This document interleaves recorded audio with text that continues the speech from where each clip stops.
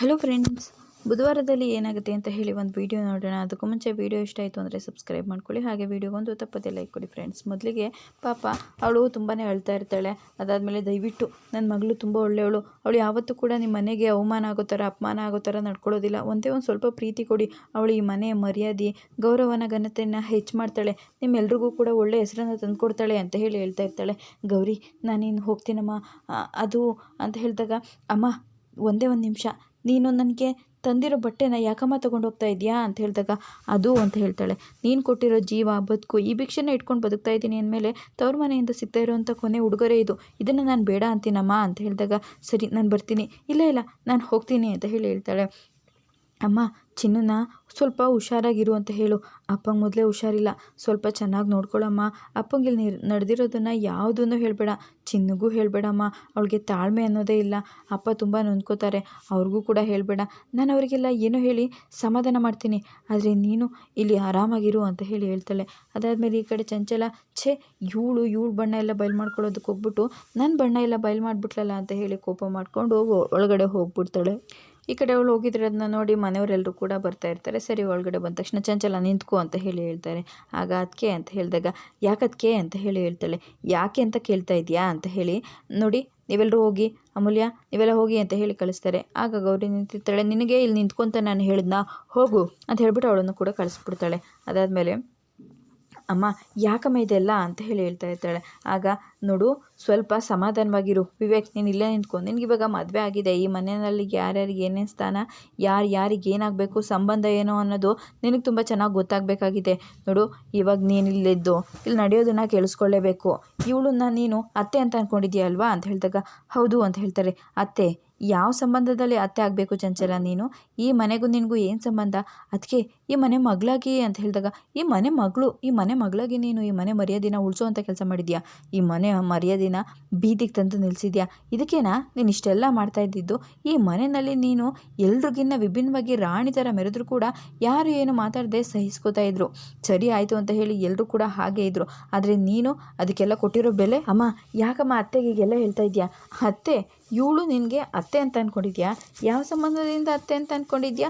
ಇವಳು ನಮ್ಮ ಅತ್ತೆಗೆ ಮಗಳ, ಅಥವಾ ನಮ್ಮ ಮಾವನ ಮಗಳ, ಅಥವಾ ನನ್ನ ಗಂಡಂಗೆ ತಂಗಿನ? ಹೇಗೆ ಅತ್ತೆ ನೀನು ಅಂತ ಹೇಳಿ ಕೇಳ್ತಾ ಇರ್ತಾಳೆ. ನೀನು ಈ ಮನೆಯಲ್ಲಿ ನಮ್ಮ ಮಾವನ ಜೊತೆ ಕ್ಯಾಶಿಯರ್ ಆಗಿ ಕೆಲಸ ಮಾಡ್ತಾ ಇದ್ದವ್ರ ಮಗಳು. ಪಾಪ ಅವ್ರು ಮಾಡಿರೋ ಸೇವೆಗೆ ನೀನು ಅವ್ರ ಕೊನೆ ಕ್ಷಣದಲ್ಲಿ ನಮ್ಮ ಮಾವನೇನ ನೋಡ್ಕೋತೀನಿ ಅಂದಿದ್ದಕ್ಕೆ ಈ ಮನೆಗೆ ಬಂದಿರೋಳು. ಅಂಥದ್ರಲ್ಲಿ ನೀನು ನನ್ನ ಮಗನ ಜೀವನನ ಹಾಳು ಮಾಡಿದ್ಯಲ್ಲ, ಎಷ್ಟು ಧೈರ್ಯ?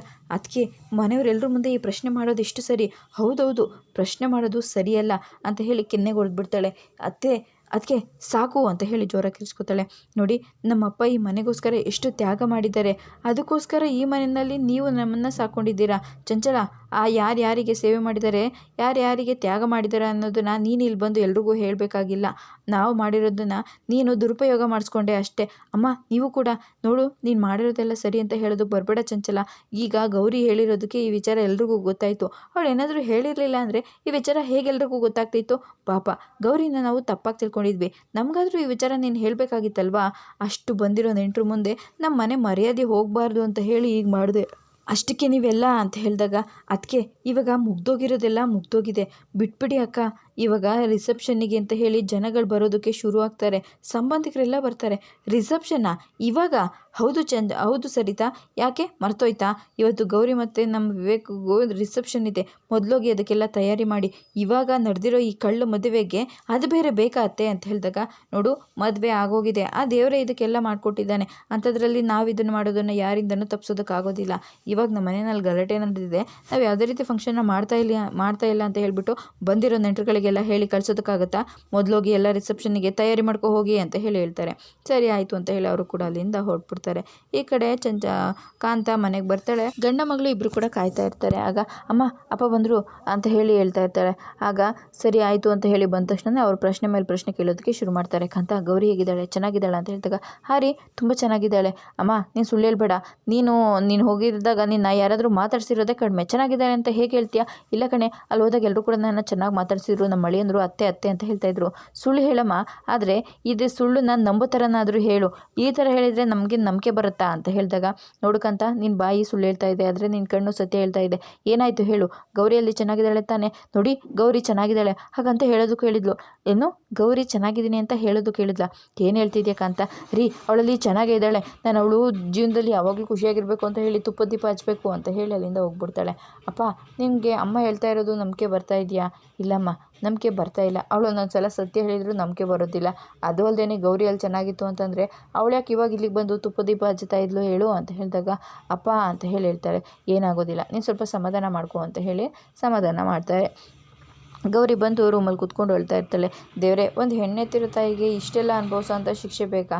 ಏನು ಮಾಡಿದ್ಲು ನಮ್ಮಮ್ಮ? ತನ್ನ ಮಕ್ಕಳು ಜೀವನದಲ್ಲಿ ಸಂತೋಷವಾಗಿರಬೇಕು, ಒಳ್ಳೆ ಮನೆ ಸೇರಬೇಕು ಅಂತ ಬಯಸಿದ್ದೇ ತಪ್ಪ, ಅದಕ್ಕೆ ಇಷ್ಟೆಲ್ಲ ಅನ್ನಿಸ್ಕೋಬೇಕಾ?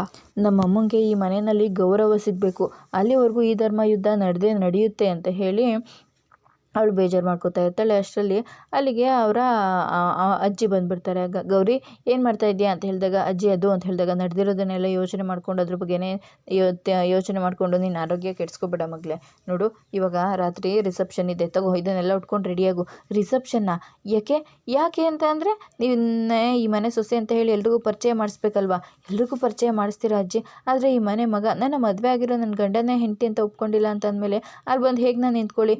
ಅದು ಅಲ್ಲದೆ ಇದಕ್ಕೆಲ್ಲ ನಾನು ಯೋಗ್ಯ ಅಂತ ಅನಿಸೋದು ಇಲ್ಲ. ಈ ಆಡಂಬರ ಒಡವೆ ಇದು ಯಾವುದೂ ನನಗೆ ಬೇಕಾಗಿಲ್ಲ. ಹಾಗೆಲ್ಲ ಏನೂ ಹೇಳ್ಬಾರ್ದು ಗೌರಿ, ಈ ಮನೆಗೆ ನೀನು ಬಂದಿದ್ಯಾ ಅಂದಮೇಲೆ ಈ ಮನೆ ನಿಂದು, ಇದೆಲ್ಲ ನಿನಗೇನೆ ಅಂತ ಹೇಳ್ತಾರೆ. ಆದರೂ ಇದನ್ನೆಲ್ಲ ಒಪ್ಕೊಳ್ಳೋದಕ್ಕೆ ನನಗೆ ತಯಾರಿಲ್ಲ, ನಿಮ್ಮ ಮೊಮ್ಮಗ ನನ್ನ ಹೆಂಡತಿ ಅಂತ ಒಪ್ಕೋತಾರಾ ಅಂತ ಹೇಳ್ತಾರೆ. ಆಗ ಅಜ್ಜಿ ನೀವು ಯಾಕೆ ಇವಳಿಗೆ ಇಷ್ಟೊಂದೆಲ್ಲ ಬಿಡ್ಕೋತಾ ಇದ್ದೀರಾ? ನಾನು ಇದನ್ನೆಲ್ಲ ಕೊಡ್ತೀನಿ, ನೀವು ಹೋಗಿ ಅಂತ ಹೇಳ್ತಾರೆ. ನೀನು ಇವಳ ಜೊತೆ ಜಗಳ ಮಾಡಲ್ಲ ಅಂದರೆ ನಾನು ಹೋಗ್ತೀನಿ ಅಂತ ಹೇಳಿದಾಗ, ಸರಿ ನಾನು ಜಗಳ ಮಾಡಲ್ಲ ಅಜ್ಜಿ, ನೀವು ಹೋಗಿ ಅಂತ ಹೇಳ್ತಾರೆ. ಏಯ್ ತಗೋ ಇದನ್ನೆಲ್ಲ ಹಾಕೋ. ನಾನು ಯಾಕೆ ಹಾಕೋಬೇಕು? ಯಾಕೆ ಅಂತಂದರೆ ಇವತ್ತು ರಿಸೆಪ್ಷನ್ ಇದೆ ಅಲ್ವಾ, ಅದಕ್ಕೆ ನಾನು ಪಕ್ಕ ಬಂದು ನಿಂತ್ಕೋಬೇಕಲ್ಲ, ನಿಮ್ಮ ಪಕ್ಕ ನಾನು ಯಾಕೆ ಬಂದು ನಿಂತ್ಕೋಬೇಕು? ಹೆಂಡತಿ ಅಂತ ಒಪ್ಕೊಂಡ್ರೆ ಅದು ಈ ಜನ್ಮದಲ್ಲಿ ಸಾಧ್ಯನೇ ಇಲ್ಲ. ಹಾಗಿದ್ಮೇಲೆ ನಾನು ಹಾಕೊಳ್ಳೋದಿಲ್ಲ. ನೋಡು ಈ ಥರ ಮೊಂಡುವಾದ ಎಲ್ಲ ಮಾಡಬೇಡ, ಸುಮ್ಮನೆ ಹಾಕು ಅಂತ ಹೇಳಿದಾಗ, ಯಾಕೆ ನಾನು ಮೊಂಡುವಾದ ಮಾಡಲಿ? ನಿಮ್ಮ ಅಹಂಕಾರ ಇದಕ್ಕೆಲ್ಲ ಸರಿಯಾದ ಪೆಟ್ಟು ಅಂತ ಅನಿಸುತ್ತಾ ಅಂತ ಹೇಳಿದಾಗ, ಈ ಥರ ಎಲ್ಲ ಮಾತಾಡ್ಬಿಟ್ರೆ ನಾನು ಮಂಟಪದಲ್ಲಿ ಕರಗ್ನೆಲ್ಲ ಕರ್ಗೋಗ್ತೀನಿ ಅಂತ, ನಾ ಬರಲ್ಲ ಅಂದರೆ ಕೈ ಹಿಡಿದು ಹೇಳ್ಕೊಂಡು ಹೋಗ್ಬೇಕಾಗುತ್ತೆ. ಕೈ ಹಿಡಿದು ಹೇಳ್ಕೊಂಡು ಹೋಗ್ತೀರಾ? ಯಾವ ಅಧಿಕಾರದ ಮೇಲೆ ನನ್ನ ಮುಡ್ತೀರಾ? ಹೆಂಡ್ತಿ ಅಂದ್ಕೊಂಡ ಈ ಥರ ಬಣ್ಣದ ಮಾತಾಡಿ ನಮ್ಮನ್ನು ಯಾಮಾರಿಸಿರೋದು ಸಾಕು, ಅದೆಲ್ಲ ಇನ್ನು ಮುಂದೆ ಸಾಧ್ಯ ಇಲ್ಲ ಅಂತ ಹೇಳ್ತಾ ಇರ್ತಾನೆ. ಅಷ್ಟರಲ್ಲಿ ಇದನ್ನು ಹಾಕ್ಕೊಳ್ಳೇಬೇಕು, ಯಾಕಂದರೆ ಇದರಿಂದ ನಿನ್ನ ಅಲಂಕಾರ ಹೆಚ್ಚಾಗುತ್ತೆ, ಹೌದೌದು ನಿಮ್ಮ ದುರಹಂಕಾರನೂ ಹೆಚ್ಚಾಗುತ್ತೆ ಅಂತ ಹೇಳಿ ಎಸ್ಬಿಡ್ತಾನೆ. ಅದು ಹೋಗಿ ಅವಳು ಕುತ್ತಿಗೆಗೆ ಬಿದ್ದುಬಿಡುತ್ತೆ. ಹಾಗೆ ಅವಳು ಅಲ್ಲಿ ಹಾರ ಬಂದು ಕುತ್ತಿಗೆ ಬಿದ್ದಿರೋದನ್ನು ಕೂಡ ನೆನಪಿಸ್ಕೊತಾ ಇರ್ತಾಳೆ. ಈ ಕಡೆ ಕಾಂತಂಗೆ ರಿಸೆಪ್ಷನ್ ಅಂತ ಹೇಳಿ ಗೊತ್ತಾಗ್ಬಿಡುತ್ತೆ. ಪಾಪ ಅಲ್ಲಿ ಎಲ್ಲರೂ ಕೂಡ ಬಂದು ನೋಡ್ತಾ ಇರ್ತಾರೆ. ನನ್ನ ಮಗಳು ನಾನು ನೋಡಬೇಕು ಅಂತ ಹೇಳ್ಬಿಟ್ಟು ಅಲ್ಲಿಗೆ ಅವಳು ಮತ್ತು ಅವ್ರ ಅಕ್ಕ ಇಬ್ಬರು ಕೂಡ ಜೋಕರ್ ವೇಷ ಹಾಕೊಂಡು ಬಂದಿರ್ತಾರೆ. ಅಲ್ಲಿಗೆ ಅನಿಕೇತ್ ಕೂಡ ಬಂದ್ಬಿಡ್ತಾನೆ. ಇವರು ಇನ್ನೆಲ್ಲೋ ನೋಡಿದ್ದೀನಲ್ಲ, ಇವ್ರು ಇಷ್ಟು ಖುಷಿಯಾಗಿದ್ದಾರೆ ಅಂದರೆ ಇವ್ರು ನೆಮ್ಮದಿನ ಹಾಳು ಮಾಡಬೇಕು ಅಂತ ಹೇಳಿ ಪ್ಲ್ಯಾನ್ ಮಾಡ್ತಾ ಇರ್ತಾನೆ. ಪಾಪ ಚಂಚಲಂಗೆ ಭಯ ಗೊತ್ತಾಗ್ಬಿಡ್ತೇನೋ ಅಂತ ಹೇಳಿ ಅಲ್ಲಿಂದ ಹೋಗೋದಕ್ಕೆ ಹೋಗ್ತಾ ಇರ್ತಾಳೆ. ಅಕ್ಕ ಅನಿಕೇತ್ ಇಲ್ಲೇ ಬರ್ತಾ ಇದ್ದಾನೆ ಅಂತ ಹೇಳಿದಾಗ, ಬಾರೆ ಹೋಗೋಣ ಅಂತ ಹೇಳಿ ಹೋಗ್ತಾ ಇರ್ತಾರೆ. ನಿಂತ್ಕೊಳ್ಳಿ, ನಿಮ್ಮನ್ನೆಲ್ಲೋ ನೋಡಿದ್ದೀನಲ್ಲ ಅಂತ ಹೇಳಿ ಕೇಳ್ತಾನೆ. ಅವ್ನ ಪಾಪ ಎದ್ರುಕೊಂಡು ಹಾಗೆ ನಿಂತ್ಕೊಂಡು ನೋಡ್ತಾ ಇರ್ತಾರೆ. ಈ ಕಡೆ ಅವಳ ಜೊತೆನೇ ಹೋಗಿರೋದು ಮೋನಿಕಾ ಅಂತ ಹೇಳಿ ಅವ್ರಿಗೂ ಕೂಡ ಗೊತ್ತಿರೋದಿಲ್ಲ. ಇವರಿಬ್ಬರು ಅಮ್ಮ ಅಲ್ಲ, ಆದರೂ ಕೂಡ ಫಂಕ್ಷನ್ನ ಹಾಳು ಮಾಡೋದಕ್ಕೆ ಅಂತ ಹೇಳಿ ಅನಿಕೇತ್ ಅವರನ್ನು ಯೂಸ್ ಮಾಡ್ಕೊಳ್ಳೋದಕ್ಕೆ ಅಂತ ಹೇಳಿ ಮಾತಾಡಿಸ್ತಾ ಇರ್ತಾನೆ. ಇದಿಷ್ಟು ಬುಧವಾರದ ವಿಡಿಯೋ ಇಷ್ಟ ಆಯಿತು ಅಂದರೆ ಸಬ್ಸ್ಕ್ರೈಬ್ ಮಾಡ್ಕೊಳ್ಳಿ. ಹಾಗೆ ವಿಡಿಯೋಗೊಂದು ತಪ್ಪದೇ ಲೈಕ್ ಕೊಡಿ ಫ್ರೆಂಡ್ಸ್.